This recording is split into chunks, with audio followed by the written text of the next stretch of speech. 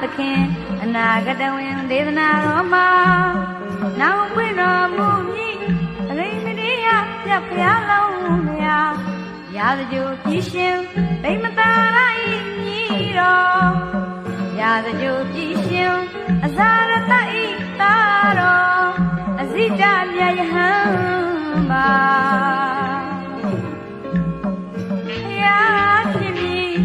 နောက်ဆုံးဘဝမှာ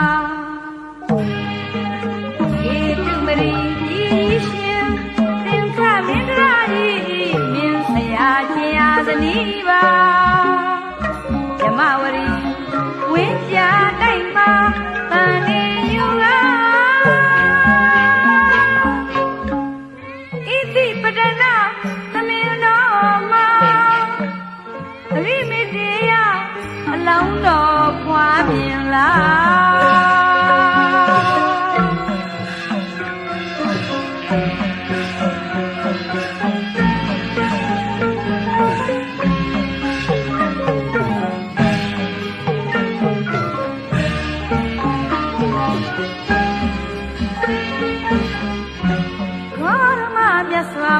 သခင်အနာဂတဝင်ဒေသနာတော်မှာ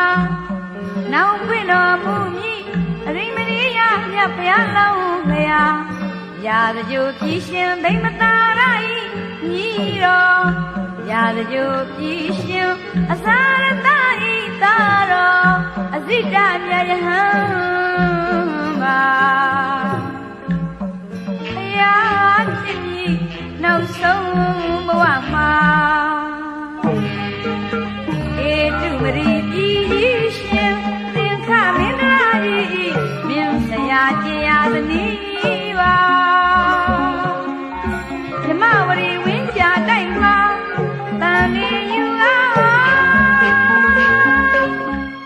ဣတိပဒနာသမင်းတော်မှာအရိမတေယအလောင်းတော်ခွာမြင်လာ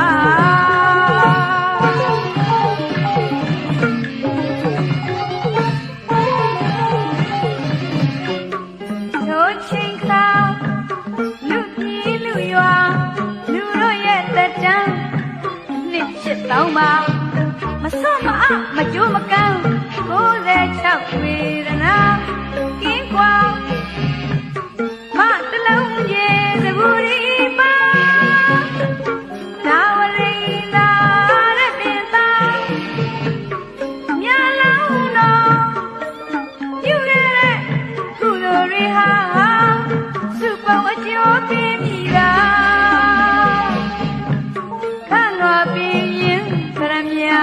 ပလင်မှာအရိမတေယဖယားရှင်ပွင့်နေတာ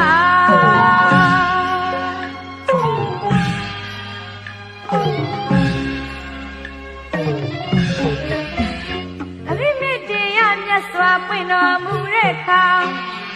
ခုလိုက်လူများမှာယဟန်ပြုသူယဟန်တကာခံသူ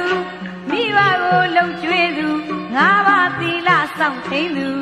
တရားဘာဝနာပွားများသူဖရာတကောင်ဇယကြောင့်တိဆောက်မွမ်းမံပြင်ဆင်သူရေတွင်ရေကန်သူပေါ်သူပိဏပတ်ဆွန်းလောင်းတဲ့သူနောက်ဆုံးမိတ်ဒီပွဲနှင့်လွဲတဲ့သူများမှာ